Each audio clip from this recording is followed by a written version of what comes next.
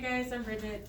I'm gonna present to you today. I'm gonna attempt to persuade you that building a sustainable home is good for the environment, but it's also good for you.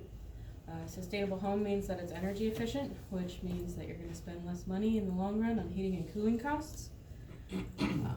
Nobody wants to rent for the rest of their lives, I'm assuming, or at least I don't. So the satisfaction that comes with owning your own home is pretty immense, but the satisfaction with designing and building your home to be sustainable is even greater. I'm sure that we all get lots of ideas in our head about what a sustainable home looks like and how much it costs, but today my goal is to persuade you that building a sustainable home is in your best interest. Again, I'm sure everybody's going to eventually want to own their own home, and according to my audience analysis survey, you guys are interested in our collective environmental impact.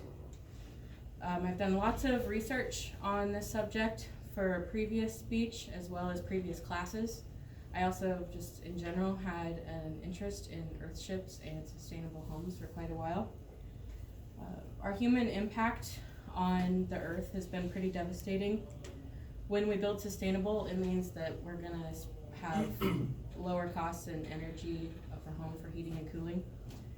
So when I visualize zero waste home or sustainable energy efficient home, I visualize something called earthship biotexture. The impact that we've had on our environment has been pretty devastating. According to the Union of Concerned Scientists, wood is one of the most prevalent building materials that we use in our civilization. And wood products and paper products, wood products account for 10% of the total deforestation that we've done.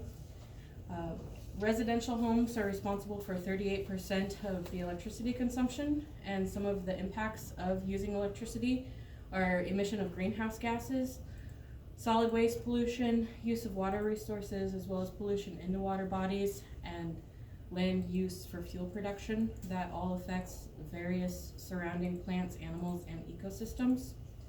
So now that I've skimmed over a few of the problems that buildings and homes have on the environment, what I really want to talk about is the things that we can do to minimize those impacts. By using reclaimed materials, we can prevent certain things from going to the landfill. Though reclaiming materials takes time, the products themselves are going to cost less, as well as they have lots of character and just a good aesthetic. If we are smart about the landscaping that we use, we can help assist groundwater absorption, as well as a beneficial insect population, and reduce energy costs. When we plant native plants, they're going to use less water, they're going to be more hardy. According to LES, when we plant our trees in the south, east, or west facing windows, it's going to cast shade on our house in the summertime. In the winter, it's going to let the sun shine through and warm our home, thus using less electricity. On Lincoln Watershed's website, sorry, I messed up the slides. On Lincoln Watershed's website, they say that runoff is responsible for 70% of the pollution, water pollution, from water runoff. So by installing rain gardens, 90% of the nutrients and chemicals that would have otherwise ran off will get filtered out. So they do have a cost share program, which they'll reimburse you 50% up to $2,000 if you install a rain garden in your yard, which I think is pretty cool. By installing by using renewable energy sources in our home, we can reduce energy costs. Geothermal heat pumps are going to be much more effective than typical heating and cooling methods. According to LES's website, you're eligible for up to 30% tax credit when you install one of those. And according to our instructor Paul Buell here at SCC, he says that a lot of the electricity and energy companies will just cut you a check if you install one, because it's cheaper for them to do that than to build more power plants to deal with peak electricity commands. Solar panels are an obvious answer too, and according to LES, they're a good idea. They're going to help offset future energy costs, as well as create clean, quiet, and renewable energy. Just in general, using products that consume less electricity are a good idea. So when you're going to purchase appliances, look for something with an Energy Star rating. According to LES, Energy Star geothermal heat pumps are going to be 9% more efficient than their newer standard models, and it's going to probably be 20% more efficient than what you may already have in your home. Energy Stars use less electricity, so like I said before, look for those when you're purchasing appliances. Natural lighting is good for us as humans. It creates a healthy atmosphere, as well as makes us consume less electricity because we don't need to have the lights on all the time.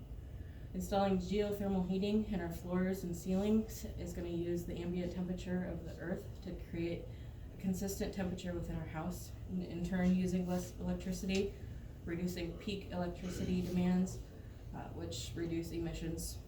When I visualize zero waste, I visualize something called earthship biotexture, which is really cool in my opinion. Architect Mike Reynolds is the one who created it, and he did have to jump through a lot of hoops to be able to do it because a lot of the places don't want houses not connected to the energy grid. But earthship houses are passive, and they use upcycled and natural materials such as earth-packed tires and decorative glass bottles as the core and structure of the home. They utilize the power of the sun, the protection of the earth, and they collect rainwater, as well as they have gray water systems in place. They even have systems with plants that deal with sewage inside the house. You can see some of the colored glass bottles installed in the walls. I know that they're not going to be for everybody, but there's something that I personally really like and aspire to, and has inspired me to care about this. So in conclusion, it's in your best interest to build sustainable, and because it's going to mean that your house is energy efficient, which is going to save you money in the long run. Decisions based off of the efficiency of your house are good because it's going to help the environment, but it's also going to help you. There's more things that we can do to make our houses more efficient, more than I've covered today, but I just wanted to kind of introduce the idea to you. So I urge you, when you do go to buy or purchase and build your own home, to consider the topics that I've covered today. And if I have inspired you, please check out some earthship biotexture documentaries out there. They're super awesome, and they've inspired me and changed the way that I view residential building. So thank you guys.